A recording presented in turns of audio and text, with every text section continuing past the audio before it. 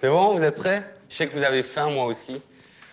Mais dans trois quarts d'heure, on peut attaquer C'est quoi la paille là, j'ai entendu? Parfait, nickel. Oui, aussi, c'est un peu Au plus. top. Merci à tous d'être là. Ça me fait vraiment très plaisir d'être à la Polycloud. C'est une première pour moi. Euh, et donc, moi, je vais vous parler de Quarkus. Qui c'est qui connaît Quarkus? Petite moitié, ouais, donc c'est cool. Vous inquiétez pas, je pars des bases et tout, même si vous connaissez rien, même si vous connaissez rien à Java, ça devrait aller. Euh, j'ai juste ce slide-là, je pense. Voilà, parce qu'après, j'ai pas de slide. Moi, je suis un développeur advocate, donc moi, mon rôle, c'est de rendre des développeurs heureux. Et je les rends heureux, notamment en n'utilisant pas de slide. Que du live coding, c'est ça qui me plaît. Donc, on va partir de rien. On va se créer une petite appli. On va s'amuser avec. Suivant le temps, suivant vos questions, on peut être très interactif. Donc, si vous avez des questions en plein milieu de la conf, levez la main.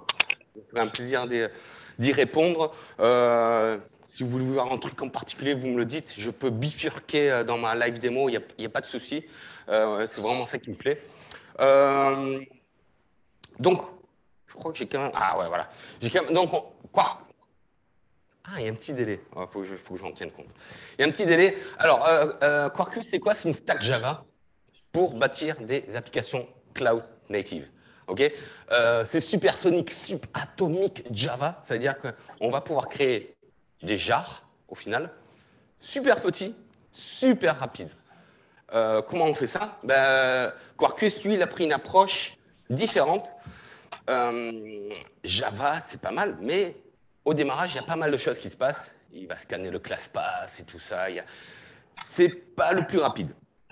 Quarkus, lui, a pris l'approche de dire, au lieu de faire ça au runtime, on va faire ça au build time.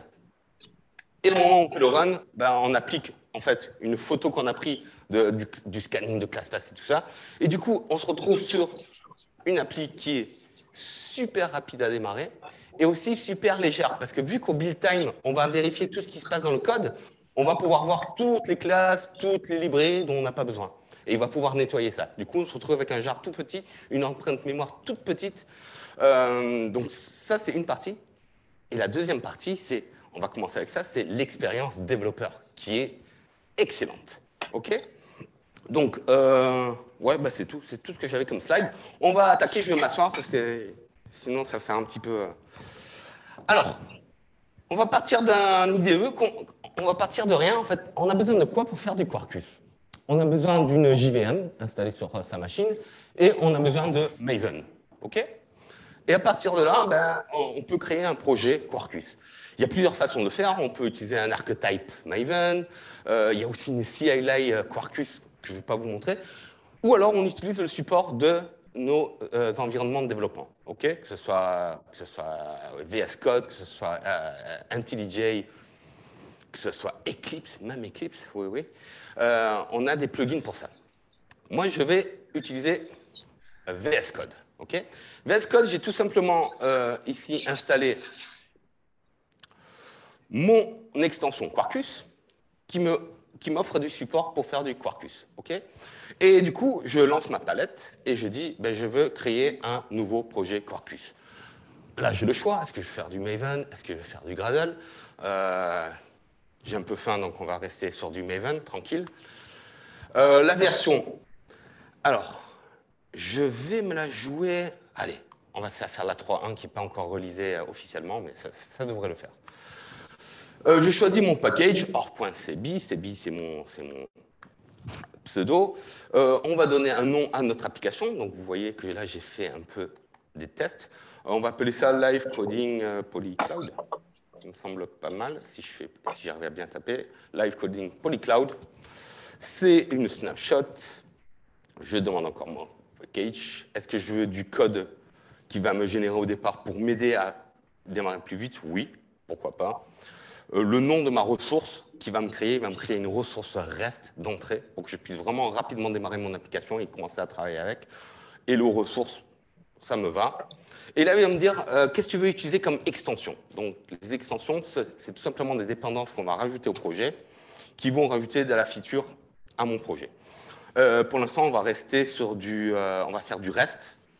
Donc, on va se faire REST Easy Reactive, très bien.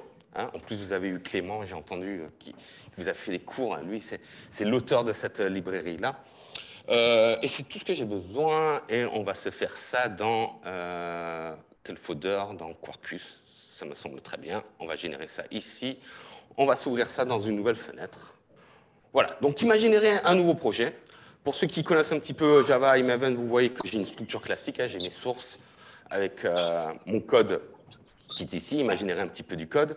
Donc là, imaginez juste une ressource REST qui coûte sur le pass hello. Donc si je fais une requête HTTP GET sur le pass hello, ben, j'ai cette méthode-là qui sera appelée et qui me renverra ce string. J'ai mes ressources ici avec mes properties qui sont vides pour l'instant, où je pourrais mettre toute ma config. Il m'a même généré un petit peu des tests et aussi des Dockerfiles, parce qu'au final, je vous rappelle, on fait du cloud native. À un moment donné, je vais vouloir containeriser mon application et la déployer sur du Cube, par exemple. On va le faire aussi dans quelques instants. Okay, mais pour l'instant, je suis en local, je suis en mode dev. Et moi, je vais voir un peu ce que ça donne. Du coup, je vais démarrer mon application en mode dev. Comment je fais ça? J'utilise Maven, j'ai dit Maven Quarkus .dev. Qu'est-ce qui va se passer ici? Il va me builder mon application. Il me la compile, il me la démarre, et je peux commencer à travailler dessus. Okay, mais je suis en mode dev, vous allez voir pourquoi c'est très intéressant d'être en mode dev. Donc on va tester, on va voir si mon application elle fonctionne. Hein.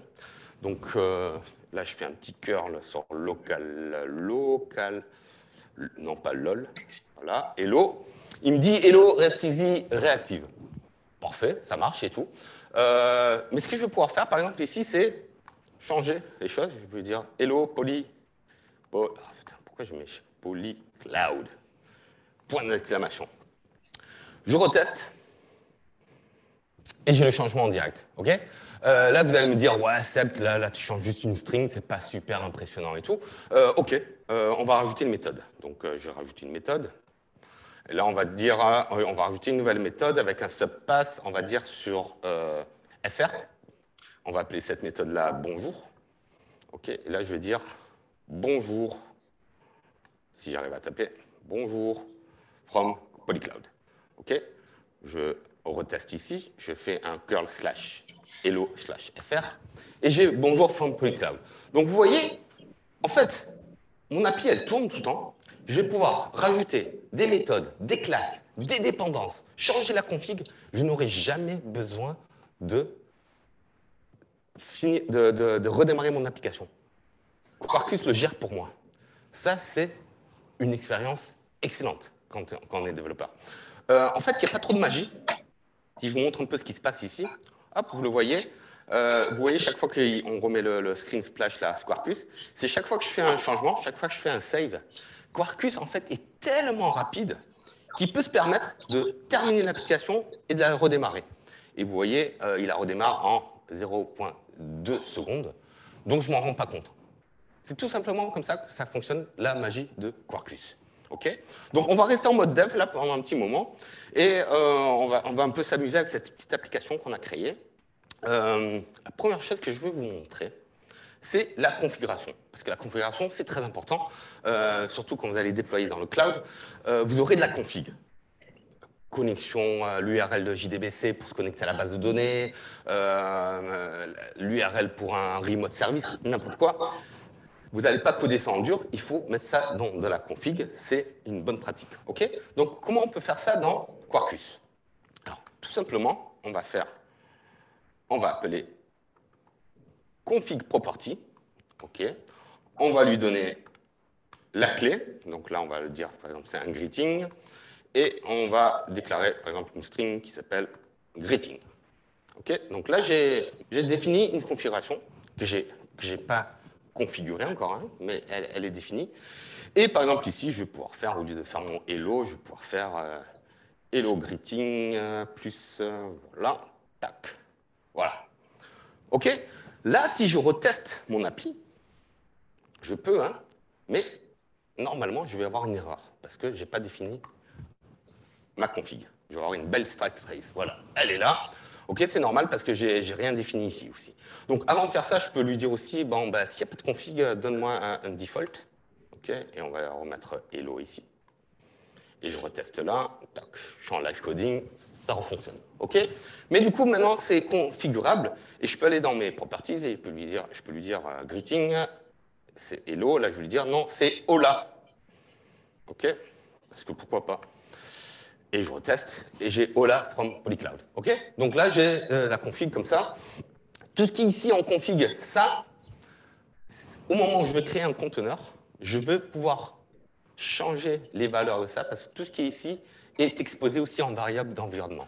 Donc si je fais un export, je le fais juste en exemple, hein, export greeting, et je dis coucou, ça sera pris en compte au moment où je vais démarrer mon conteneur et il prendra coucou. OK?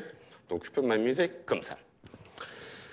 Super, on va continuer tranquillement encore en mode dev pour vous parler un peu de testing, le test. Okay, je sais qu'on dit souvent tester, c'est douter, mais et je suis plutôt d'accord avec ça. Non, je rigole, il faut toujours tester votre code. Comme vous pouvez le voir, il m'a aussi généré un test case ici qui me teste mon endpoint. Il va taper sur hello, il regarde le status code et il regarde si le body est hello from rest easy reactive. Et je vous rappelez bien, moi je viens de changer ça en greeting là, from Polycloud. Donc normalement, mon test ne passe plus. Comment je ferai en mode classique? Ben, j'irai là, je ferai run Java, je tournerai mon test et tout.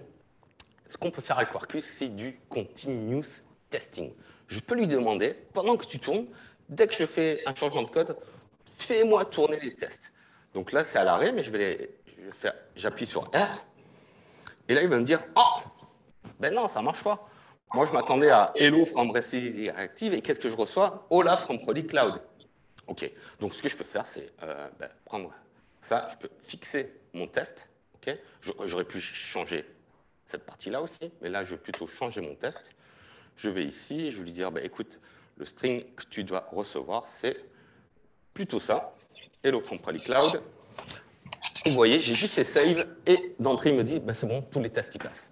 Mais est-ce que je peux rajouter des tests à la volée? Oui, on est en live coding, donc on peut le faire. On y va. On rajoute un test, on va dire test bonjour endpoint. Donc c'est hello/fr. Et là, j'ai dit bonjour from Polycloud. C'est bien ça, on vérifie. Tac, tac, bonjour from Polycloud. Parfait. Je save et maintenant j'ai deux tests qui passent. OK? Et c'est de l'instantané. Hein, si je fais comme ça, mon test il répète. Et là, il repasse. Okay. Si vous travaillez sur deux moniteurs, par exemple, ce que vous pouvez faire en mode dev, c'est vous allez ici dans votre console, vous appuyez sur D, et ça vous ouvre, ouvre la console dev UI de Quarkus. Il y a plein d'infos super intéressantes, mais on a aussi ici le log. Donc ça peut être super intéressant. Vous travaillez sur votre code d'un côté et vous avez ça ouvert d'un autre côté. Et dès que vous changez un truc, donc là c'est un peu pourri hein, vu que j'ai qu'un seul écran, mais si je pète mon test à nouveau, normalement ici, hop, vous voyez que mon test il repète. Okay, donc c'est une autre façon de voir. Moi j'aime bien tout simplement utiliser ici le terminal. Donc voilà, tranquillement, on refait passer tous nos tests. Voilà. Donc je suis en mode dev. OK.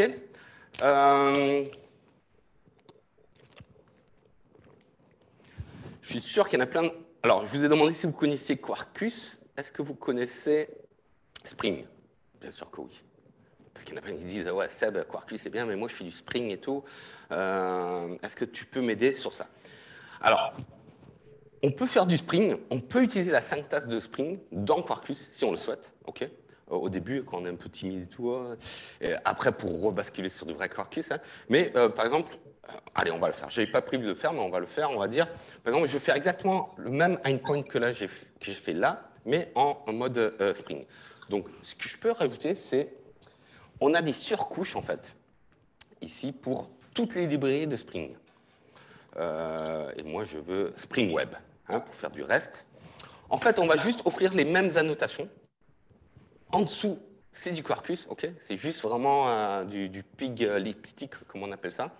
Je peux rajouter cette configuration-là. Et là, ça devrait fonctionner, je pense. Ah oui, je crois que je dois rajouter une autre extension.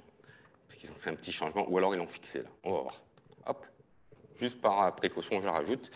Et je vais créer une nouvelle classe que je vais appeler Spring aux ressources. .java. Hop. Et là, je suis sur là, je peux faire du Spring, en fait. Donc, comment on fait encore dans Spring? On dit que c'est un REST controller, hein, c'est bien ça. Et on dit c'est un request mapping bon, on va l'appeler Spring.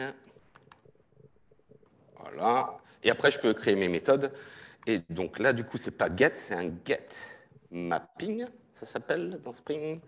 Et on va l'appeler hello. Tac.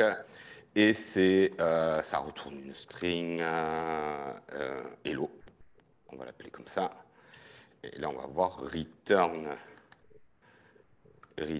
hello. Paf, paf, paf. Je regarde si j'ai pas trop merdé, ça devrait le faire. On va tester. Hein. On va faire /spring/hello. Ah Ça, c'est quand on ne prévoit pas de... Alors, on va voir ce qu'il me dit. Pourquoi tu ne fonctionnes pas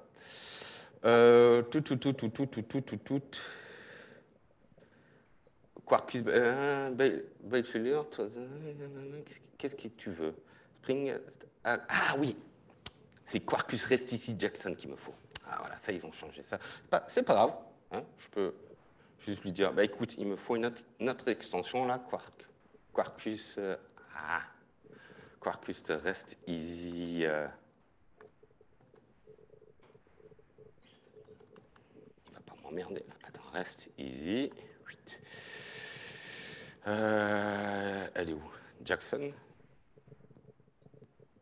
Reste ici. Celle-là. Ah oui. Attends, je suis en réactif, donc je rajoute celle-là. Voilà. Désolé, ça devrait le faire maintenant. Hop, je retente. Je fais un petit clear. Je fais mon curl. Il ne veut pas. Alors, quand ça ne marche pas, on redémarre. On va voir. Hein.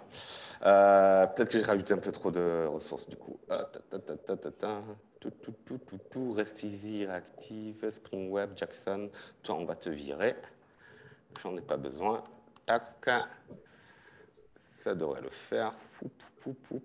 On va voir. Si ça ne fonctionne pas, c'est pas très grave. Hein. Moi, je suis là pour vous parler de Quarkus, pas de Spring. C'est une bonne raison pour dire pas du Spring. C'était pas prévu. Normalement, je le montre parce que ça plaît aux gens. Voilà, ça fonctionne. OK? Ça fonctionne. Voilà. Donc, ça, c'est vraiment une ressource Spring. C'est-à-dire, si vous avez un projet Spring, vous pouvez prendre ces classes-là, là, les copier-coller dans votre projet Quarkus et ça fonctionnera. OK? Ouais, je suis pas mal niveau temps. On va arrêter le mode dev pour l'instant et on va se dire qu'on va déployer ça en prod. OK? Donc, qu'est-ce que je fais? Comme d'habitude, je fais un MVN clean package. Vous voyez bien là en dessous? Ouais, c'est bon. Donc là, il va me faire un jar. Il me tourne les tests. Normalement, mes tests fonctionnent. Ouais, super. Et là, ce que je pourrais faire, c'est un Java jar, target, Quarkus, hop, et là, je peux faire tourner mon jar, paf. Je dis hello. Et vous voyez déjà, là, on est en mode JVM. Hein. Il a démarré en 0,4 secondes. C'est pas mal. Pas mal. Au niveau de la RAM, si on prend une appli Java classique, genre Spring Boot, on serait sur du 250 MB. Là, on est plutôt sur du 110, peut-être même moins, parce que là, je suis sur Quarkus 3, je crois qu'ils ont encore diminué. Donc, 0,4 points seconde, 130 MB de RAM. c'est excellent, mais c'est pas assez pour moi. Est-ce qu'on peut aller plus loin? Ouais. En fait, ce qu'on peut faire avec Quarkus, c'est on peut lui dire, bah, écoute, tu vas me compiler cette appli en binaire natif pour la plateforme sur laquelle tu es. Là, je suis sur du Mac, ok. Et là, je suis sur du, c'est un M1, je suis sur du ARM. Donc, il y avait une partie de la démo que je voulais vous faire que je ne pourrais pas faire, mais c'est pas grave. Mais on va quand même se faire un petit binaire. Donc là, je lui dis Maven Clean Package et je lui passe un profil natif. Donc là, il va utiliser un projet d'Oracle qui s'appelle GraalVM. Je simplifie à mort, mais il prend n'importe quelle source de n'importe quel langage et il transforme ça en binaire natif pour la plateforme. Du coup, il va me faire mon jar. Il me tourne les tests, bien sûr. Et oui, tout à fait. Et il me dit, mais je veux bien faire ça, mais tu m'as pas donné un GraalVM Home. Pas de problème, petit. J'avais oublié de faire. Là, je lui pointe vers un GraalVM Home, comme je pointerais vers un Java Home. Okay. J'utilise la distrib communautaire de GraalVM. C'est tout ce que j'ai besoin de lui dire. Et là, je recommence. Et normalement, une fois qu'il a fait mon jar, il y a GraalVM qui rentre en jeu. Ça y est, il rentre en jeu. Et là, ce qu'il fait, alors, ne me demandez pas exactement comment il fait ça, GraalVM, mais et ça prend un petit peu du temps. Ok, il va me créer un binaire pour Mac. Pensez bien à ça. Donc, ce binaire-là, je ne vais pas pouvoir le mettre dans un container parce qu'un container, c'est Linux hein, et ça ne tournerait pas. Mais ce qu'il y a, c'est que je n'ai pas besoin de JVM. Le binaire qu'il va me créer, là, je peux le mettre sur une clé, tac, le donner à mon collègue qui a un Mac, même s'il n'a pas de JVM, il pourra démarrer ce projet-là. Okay. Comme vous voyez, c'est beaucoup plus long à builder. Donc, si vous utilisez ça en prod, enfin dans votre cycle de développement, tenez-en compte. Gardez juste en mémoire que ce soit de la JVM ou du natif, au niveau des features, on est exactement pareil. Il n'y a aucun écart entre les deux. Donc, ça peut valoir le coup en mode dev de rester en mode JVM et peut-être une fois par semaine, par exemple, dans votre nightly build, de faire une compile native. Okay. Ça y est, il a fini 51 secondes. C'est cool. Ça, c'est grâce au M1. Sur mon Linux, c'était plutôt autour des 1 minute 30. Hein. Et là, en fait, je peux aller dans mon target. Et vous voyez là, en rouge, là, le polycloud, tac. Ça, c'est mon binaire. Et attention, là, je vais envoyer le truc, et ça va aller très, très vite, normalement. Paf. J'allow, et regardez. Là, je suis à 0,2. Alors, je ne suis pas satisfait parce que normalement, il va encore plus vite. Ça, c'est sûrement parce que j'ai rajouté la librairie Spring. Normalement, je suis plutôt dans les 0, 0, 0, quelque chose. On va réessayer, juste pour voir. Ah, voilà. Là, on est mieux. OK. Là, on est à 0,018 secondes. Et c'est la même appli. Hein. Si je fais mon curl et tout, j'ai tout. Hello, j'ai tout qui fonctionne. Et si je vais dans mon monitoring et que je cherche comment elle s'appelle mon application Live Coding. Alors c'est tout petit, il faudra me croire sur parole, ou alors vous avez des très bons yeux. Si je regarde la mémoire, là, tac, tac, tac, tac, tac, Real Memory, il est à 40, ce qui est un peu... Encore une fois, je crois que c'est à cause de la librairie Spring. D'habitude, je ne la rajoute pas. D'habitude, on est plutôt autour des 20. Okay. J'ai 20 MB de RAM pour mon appli. Okay. Donc, imaginez un peu la densité de déploiement que je peux avoir sur un cluster si je suis sur un nœud, un petit nœud EC2 avec pas beaucoup de RAM par rapport à une appli classique JVM qui va me prendre 130 par appli. Là, je suis à entre 30 et 40 par appli. Je peux déployer quasiment 2 fois plus d'applis. Et surtout, vous avez vu, je démarre en 0,018 secondes. Et ça, c'est excellent si je veux faire du serverless, par exemple. J'ai mon workload avec du vrai serverless en utilisant, par exemple, du Knative. On va le faire dans quelques secondes. S'il n'y a pas de trafic sur mon pod, ben, le pod, il ne tourne pas. Il est scalé à 0. Et à la première requête qui rentre, il faut que mon pod, il démarre. Et là, je ne veux pas me taper une appli Spring Boot qui met 25 secondes à démarrer avant que je reçoive une réponse. Là, je suis à 0,018 secondes. Okay. Donc, le natif, c'est super cool. Vous n'êtes pas obligé de le faire, hein, parce que vous avez vu, même en mode JVM, ça fonctionne quand même très, très bien. D'ailleurs, on va se refaire une version JVM. Package, je me refais un petit jar à l'ancienne. Et on va se le containeriser et on va se déployer ça sur un Kubernetes. OK? Alors, au départ, dans ma démo, j'aurais voulu vous containeriser la version native, mais parce que je suis sur du ARM et que le cluster il tourne sur du AMD, que c'est un peu compliqué et tout, j'ai laissé tomber. OK? Mais ça va le faire quand même. Du coup, comment je containerise mon application? J'ai plein de façons de le faire. OK? Mais si vous vous rappelez bien, ici, quand j'ai généré mon projet, il m'a généré un fichier Docker. Et j'ai mes Dockerfiles qui sont dispo. OK?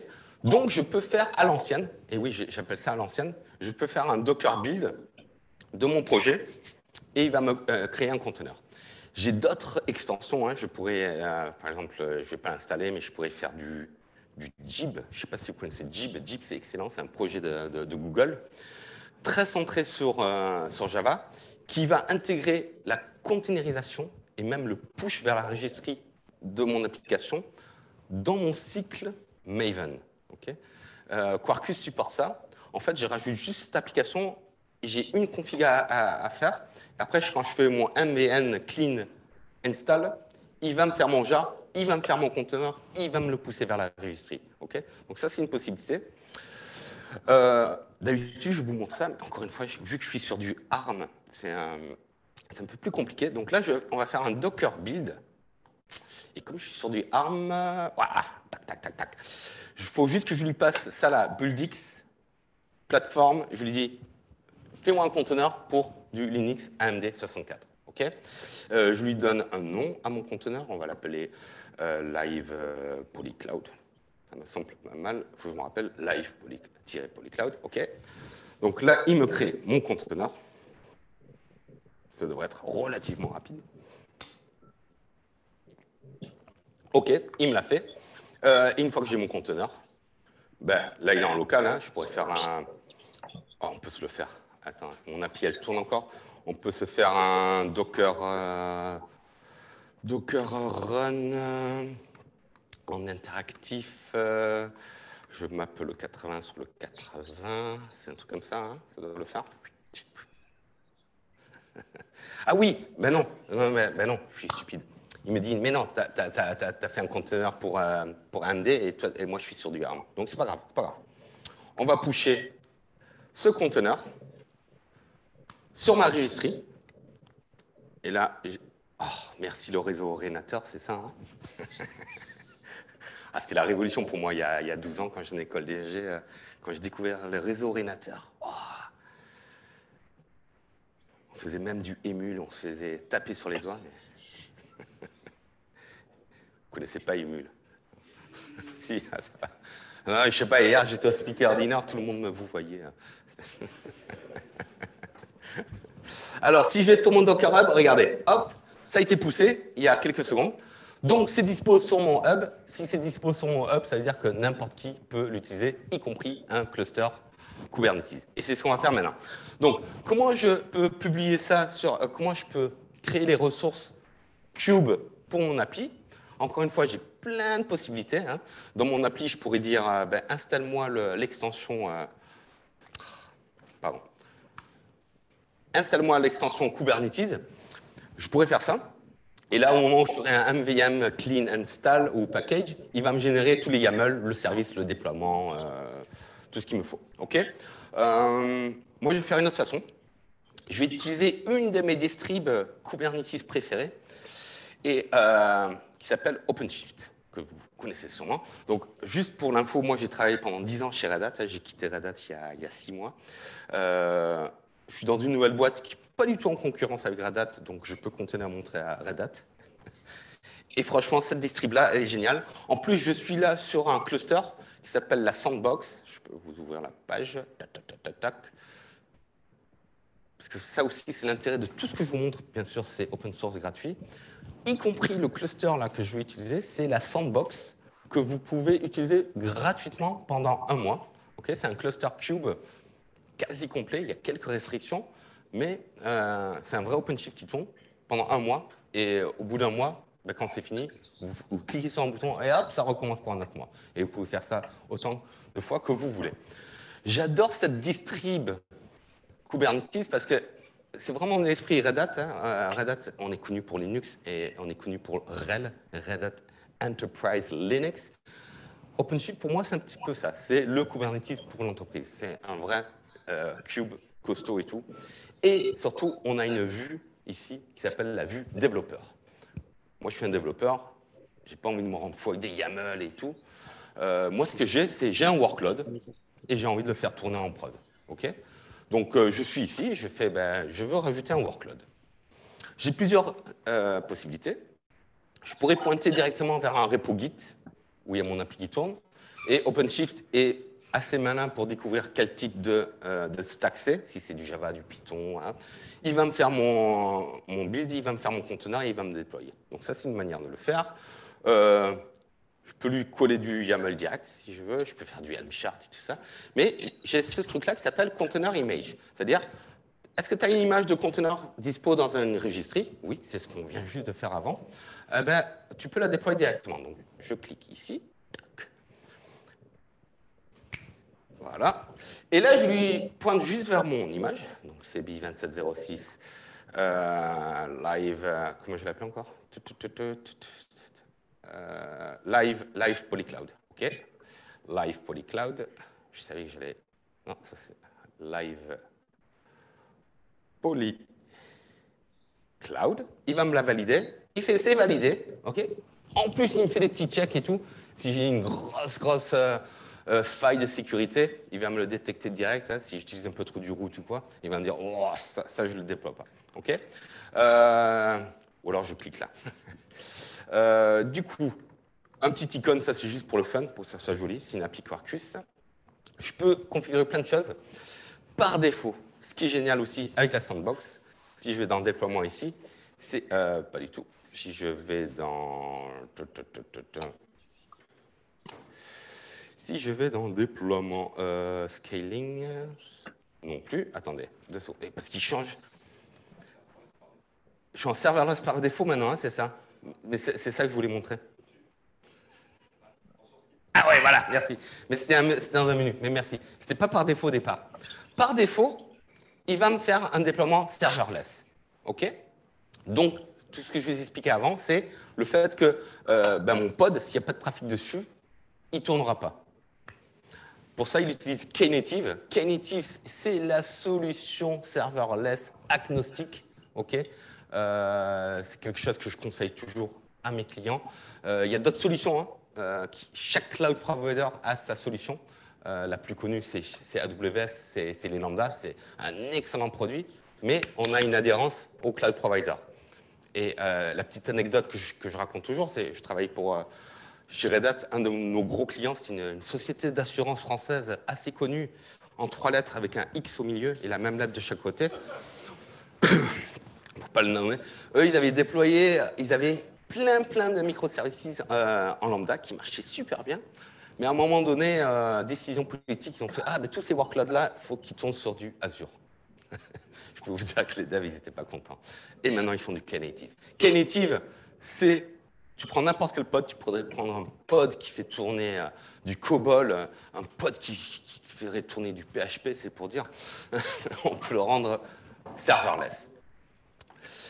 Du coup, si vous préférez du déploiement classique, hein, avec un deployment, un service, vous pouvez aussi passer par là. Okay, mais là, on va se dire, on va se faire du serverless.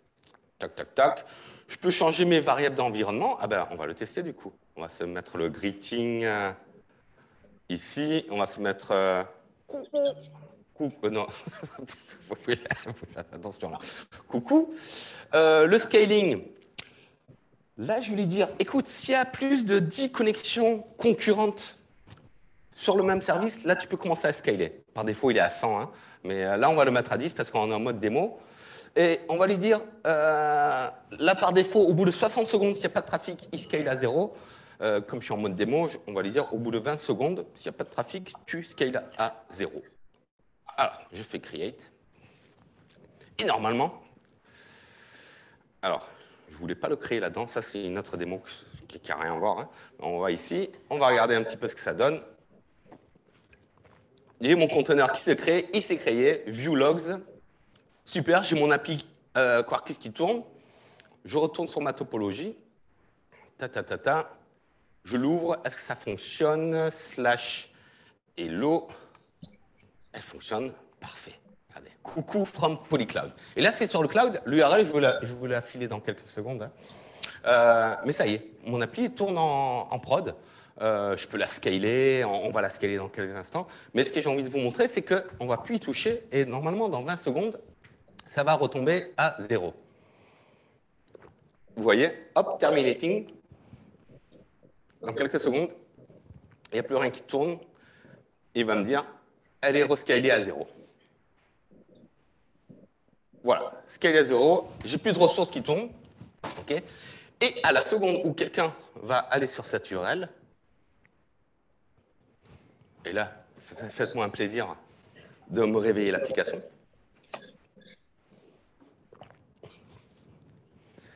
On va voir. Hein. Normalement, je vais voir. Ah, ça y est. Quelqu'un me l'a réveillé. Running. Et normalement, vous devriez voir ça. OK? Vous confirmez? Ouais? OK, c'est cool. Donc, c'est ça le... Vous avez vu, j'ai fait du serverless en quelques secondes. Il fait du scale to 0. Il peut faire du upscaling. Rappelez-vous, j'ai changé une petite config. Je lui ai dit, s'il y a plus de 10 requêtes concurrentes, alors à partir de ce moment-là, tu peux commencer à scaler. On va aller là. Là, il y en a qui continuent à tester. Oh, il y en a qui... Allez-y, hein, si vous voulez spammer le truc. Une fois, j'ai fait une conf. Les mecs, ils ont réussi à me spawner 250 pods pendant le... C'était pour un client, parce qu'il faisait avec du 10 meter. Alors du coup, moi, je vais utiliser un petit outil qui s'appelle Hey. OK, Hey, ça me permet de faire des requêtes concurrentes. Par défaut, il fait 200 requêtes avec 50 connexions concurrentes. Du coup, je vais faire un Hey sur cette URL-là. Et il va faire quelques pods de plus. Hein, donc, je devrais avoir 5-6 pods qui vont spawner. Peut-être un peu plus. On va voir. Ah oui, non. Parce que là, il arrive à tout gérer tout seul. D'habitude, je fais la démo. Je scale à 0. Attendez, on va faire Hey. Et là, on lui disait en concurrence, il y a 250 personnes en concurrence. Non, il ne voudra pas. Oui, attendez. C'est quoi encore la syntaxe de Hey? Hey. 250 connexions concurrentes et pour 300 connexions. Je crois qu'il faut que le nombre de connexions soit plus grand que...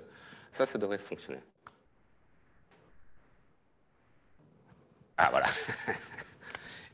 Et là, vous voyez, je lui demande beaucoup. J'ai demandé 250 connexions concurrentes. Tac, et il m'a spawné tous mes pods.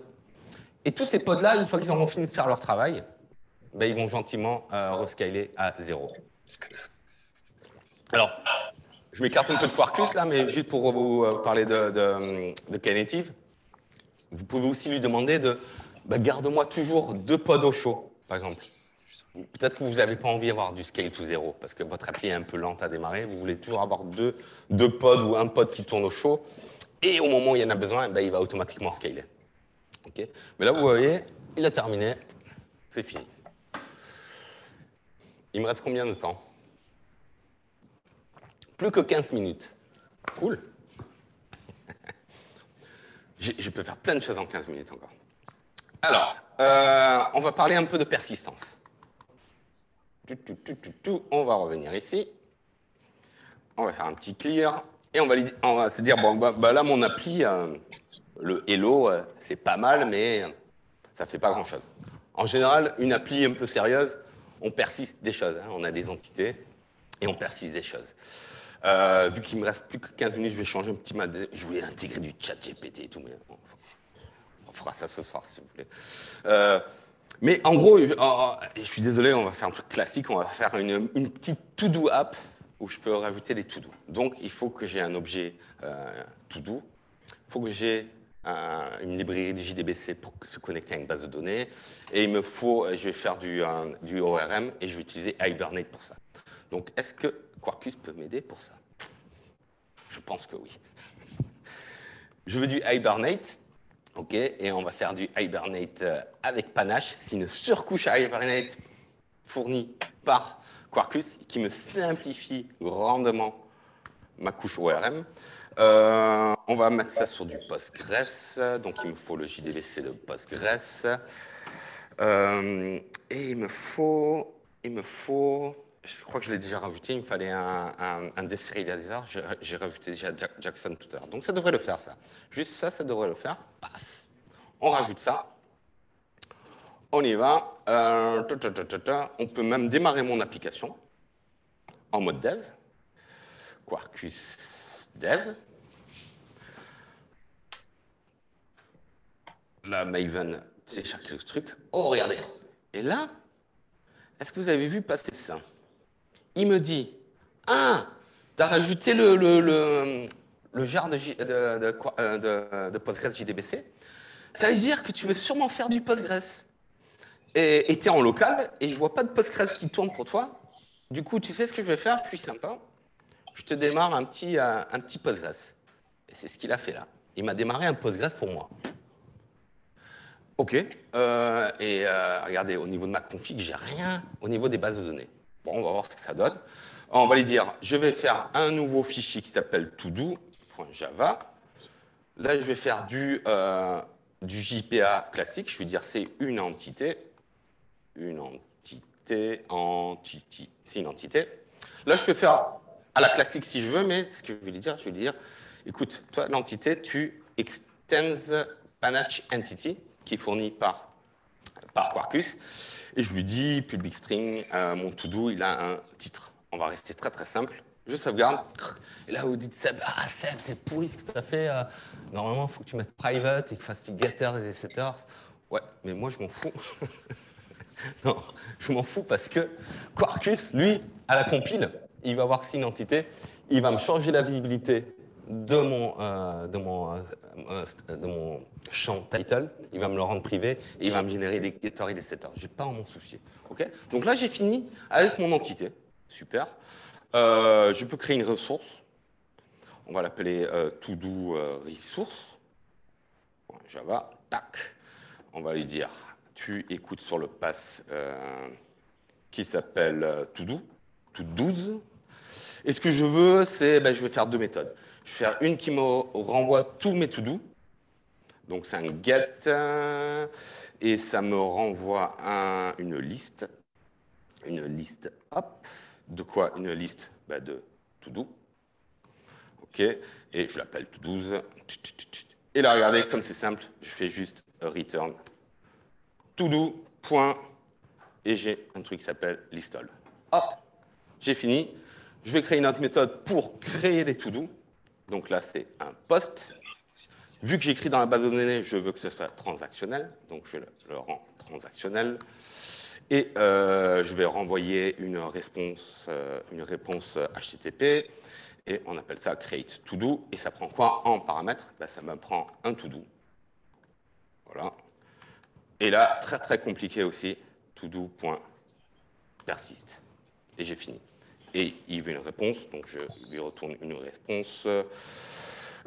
Statut, on va faire ça avec un status. Status created pour l'entité, non, pas encoding, l'entity, voilà. Entity que je viens de créer, todo, paf. Build. J'ai fini. Je pourrais faire le delete, le update. Là je me cantonne à ça. Comment je vais pouvoir tester ça? Curl le sait bien, mais moi j'aime bien les petites interfaces graphiques. Ce que j'aime beaucoup, c'est Swagger, par exemple. Donc ce que je peux te dire, c'est rajoute-moi l'extension OpenAPI qui inclut Swagger. On fait ça. Pouf, pouf, pouf. J'ouvre ma console développeur. On attend un petit peu. Tac. Ça, je peux le fermer. Et il devrait me dire, ah, regarde, j'ai du Swagger. J'ouvre ça. Il me montre toutes mes ressources qu'on a créées depuis tout à l'heure. Et j'ai mes to-do. Je peux faire mon get. Normalement, ça ne va rien me donner parce que j'ai encore rien créé. Hein, donc, ça me renvoie un array nul. Je teste mon post. Je le try out. Polycloud, ça works. Super tout doux. Je l'exécute. C'est dans ma base, normalement. On va vérifier. Hein. On va se refaire un get ici. Paf. Et on voit que c'est ici. Et c'est dans une vraie base de données. C'est dans un vrai Postgres. Hein. Du coup, si je peux vous le montrer par ici aussi. Hein, si j'agrandis un peu. Plus que 10 minutes. Ah, c'est vrai? Quand tu m'as montré le 15 minutes et les 10 minutes, il n'y a eu que 5 minutes depuis? Donc, je peux juste vous le remontrer ici, hein, tout 12. Hop! Donc, c'est vraiment persisté dans ma base de données. Donc, vous voyez, c'est vraiment super, super simple de faire de la persistance. Et le fait que ma base de données a été rajoutée ici, là, on appelle ça les dev services. Donc, c'est vraiment juste le fait que dans mon POM, il y a ça. C'est vraiment ce fait-là qui fait qu'il m'a démarré. Ça marche pour Postgres, ça marche pour MySQL. Normalement, ça marche pour, si je lui dis, bah, écoute, tu sais, mes résultats, je vais vouloir les cacher dans Redis. Hein, parce que c'est une bonne pratique, je vais faire ça dans Redis. Je rajoute Redis. Normalement, ça aussi, c'est un truc que je n'ai pas testé. On va voir si ça le fait. Oh. Il va normalement me dire « Ah, mais tu veux faire du Redis? Pas de souci. » Hop, il m'a spawné un Redis là aussi. OK? Encore plus fort. Et là, je vous le dis d'entrée, ça ne va pas marcher parce que j'ai fait le test, mais vous inquiétez pas, j'ai un petit moyen de passer au travers. Ouais, je vais faire du Kafka. Ouais, on va faire du... attendez. Je vais faire du Kafka. On va faire du Kafka. Je rajoute Small Away Reactive Messaging Kafka Connector. OK? Je clique là. Tac. Et là, normalement, il va me démarrer. Et vous allez voir, il va me le rajouter. Hein. Je le vois déjà ici. Vous voyez, Red Panda. Donc, ce n'est pas un vrai Kafka qui me rajoute. Faites du vrai Kafka. Moi, je travaille pour une boîte qui fait du Kafka managé. Mais là, il va démarrer un Kafka. Et il ne va pas réussir à le démarrer. Je ne sais pas trop pourquoi, sûrement à cause du ARM et tout ça. Il y a même le CEO de Red Panda hier qui m'a écrit sur Twitter, parce que je râlais, je faisais « Ah, mais ça marche pas là et tout ». Et il y a le CEO qui m'a écrit, il a fait « Ouais, il faudrait que tu essayes ça et tout ». Il m'a dit « Oui, il faut que tu essayes la 23 ». Mais j'ai la flemme, comme il dit mon fils. Mais sachez que ça marche normalement. Moi, j'ai la chance pour travailler pour une boîte qui fait du Kafka managé. Je ne suis pas là pour vous faire la promo de ma boîte, elle s'appelle Ivan, hein, mais j'ai un Kafka qui tourne dans mon cluster, normalement, hop, et qui est un peu sécurisé. Normalement, je peux récupérer tout ça. Là, je passe en mode live coding extrême. Tac, et là, je vais lui dire, mets-moi en mode colonne. J'adore le mode colonne pour ça. Tac. Il faut juste que je le préfixe avec Kafka. Tout. Voilà. Je redémarre mon appli. Oh, j'ai la flemme alors que j'aurais été plus rapide de taper moi-même. Hop. Vous avez vu un peu? La sécurité, c'est super important. Un truc à retenir. C'est pour moi. Et là, je suis connecté à mon Kafka. Je pourrais faire... alors, je pourrais créer une autre classe. Hein, et je ne vais pas avoir le temps de faire. Tac. Si je peux vous montrer... Ah, si, on va peut-être pouvoir faire ça. Ah oui, attendez. Il me reste 5 minutes, c'est ça à peu près? On va quand même faire du chat GPT. Chat GPT, en gros, ça c'est une appli, donc je vous montre pas ma clé complète. Hein. Ça, j'avais pas pensé à ça. Ça, c'est exactement la même appli que je vous ai montré. Et il vous manque le bout, et de toute façon, je vais la révoquer après. En gros, faire du Kafka avec Quarkus, c'est lui dire, bah, écoute, j'écoute sur ce topic, ok, et je vais faire de la manip. Là, en l'occurrence, j'appelle ChatGPT et je fais une app. Et le résultat, tu l'envoies sur ce topic. Vous voyez? C'est pas plus compliqué que ça, Kafka avec du Quarkus. Ce que j'ai besoin de faire, c'est lui dire où se trouvent mes topics, mais en gros, c'est ça. Hein. Tac, tac, tac. Ça, c'est juste la partie sécurité. Du coup, special command, on va essayer parce que c'est trop cool. J'avais pas prévu de le faire, mais j'ai envie de le faire. On va aller sur mon cluster Kafka. On va mettre un message sur le topic. Je suis ici, parfait. Topics. Oh là là. ChatGPT answer. Il n'existe pas le topic. Attends. À topic. Special request. J'ai mis des spéciales. Ah, spécial commande, merci. C'était pour savoir si vous étiez attentif. Spécial commande. Ah, il existe déjà. Ben, pourquoi tu ne me le montres pas? Ah oui, parce qu'il y a plusieurs pages. Petit coquin. Spécial commande. Hop, message. Je vais produire un message en mode JSON. La clé, je m'en fous.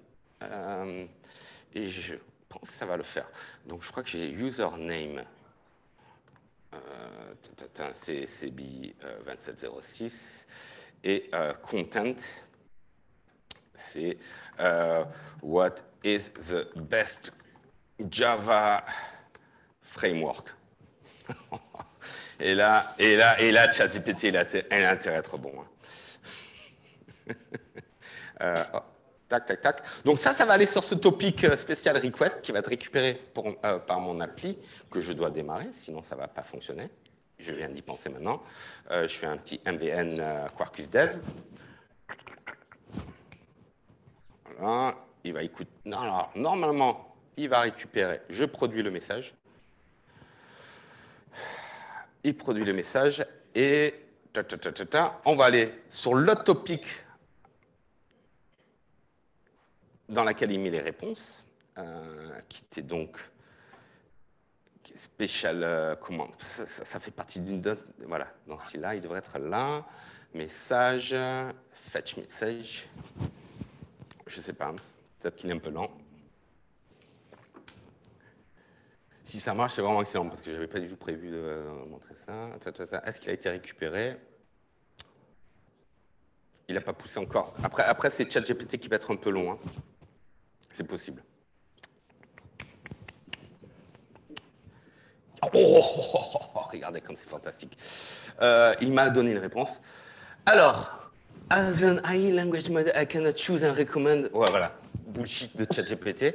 Mais c'est vraiment une réponse. Alors, en 1, il met Spring. Est-ce qu'il Voilà, ChatGPT, c'est vraiment de la merde. Non, je rigole. C'est vraiment très bien. Mais vous avez vu, mon appli, c'est que ça. Hein. C'est un incoming, outgoing. Là, j'utilise une petite librairie qui s'appelle OpenAI Service. Je passe ma clé que je ne vous montre pas. C'est relativement simple. Hein. Et à la fin, je lui dis return, moi un record.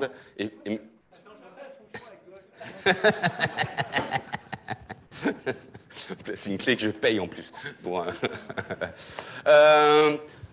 il reste 2 minutes. Je vais prendre des questions tout en sachant que je suis là toute la journée encore. Vous pouvez me parler à n'importe quel moment de la journée. Je peux vous faire des petites démos dans l'après-midi si vous voulez.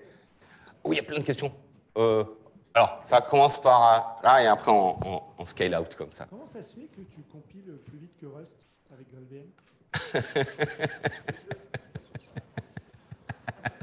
Je ne répondrai pas. Il y aurait François Tchéchienne, je me serais fait un plaisir de répondre. Mais...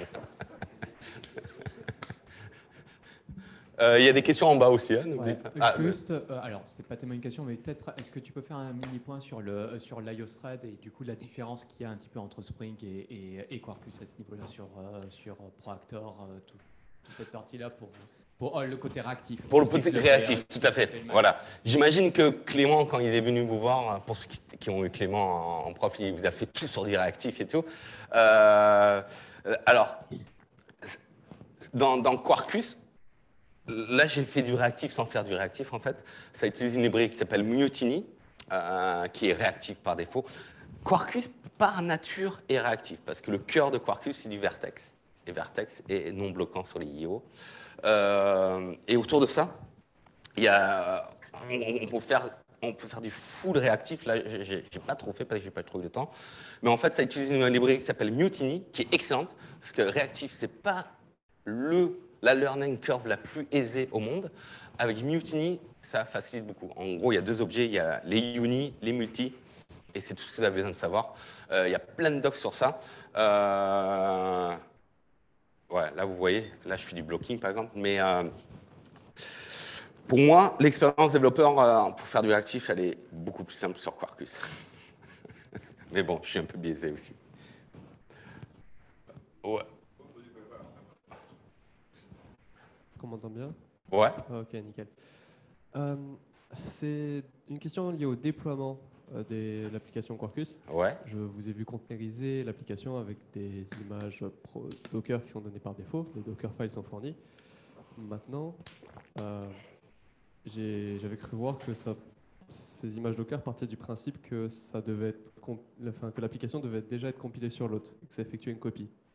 Oui. Dans le cadre d'un déploiement plus continu, quelle serait l'approche à prendre du coup pour gérer ça? Est-ce qu'on part sur ces images par défaut? Est-ce qu'il vaut mieux partir sur autre chose? Alors, si c'est du déploiement continu, si tu fais du OpenShift, après, il y a des millions de solutions, mais en gros, c'est prendre la source. Ta question, c'est plutôt quelle est la bonne image de base à prendre pour builder. Après, tu peux builder. Tu peux faire un build dans ton Dockerfile. Il y en a qui font ça, mais moi, je trouve que ce n'est pas une bonne idée. Mais si tu veux faire le build toi-même, tu peux t'inspirer du Dockerfile. Parce qu'il utilise l'image de base, voilà, c'est ça que tu auras envie de voir, la UBA 8. Si tu fais du natif, c'est sûrement laquelle qui met, voilà, la UBA minimale. Mais après, ta question, elle est très large, parce que tu peux la builder avec du Tekton, avec du GitHub Action, mais il n'y a pas trop de défis. Du moment que tu as une image de base et que tu as la JVM, enfin, si tu es en mode JVM, que tu as la JVM dans ton container, tu choisis l'image que tu veux après. Ouais. Ok, merci. Donc je pense qu'on a le temps pour une dernière question avant d'aller manger. Ah, et tu pourras me la poser après, t'inquiète pas. Une question, c'est quel est le support pour les langages alternatifs à Java, quoi? Au hasard, Kotlin et ou Scala, quoi. Alors, est-ce que c'est bonne question, il y a du support. Quarkus supporte Kotlin. Tu peux faire du Kotlin avec Quarkus. C'est officiel, ouais. Parce que Scala, non, il y a la demande, mais pour l'instant. Je crois qu'il y a la communauté qui est en train de travailler sur un support Scala pour Quarkus. Enfin, une extension Scala pour pouvoir écrire du Scala et profiter du framework Quarkus. Mais ouais. Mais Kotlin, oui. Kotlin, il y a même du support officiel de Red Hat ce côté-là. Ouais. Merci encore. Ouais, merci à vous. Hein.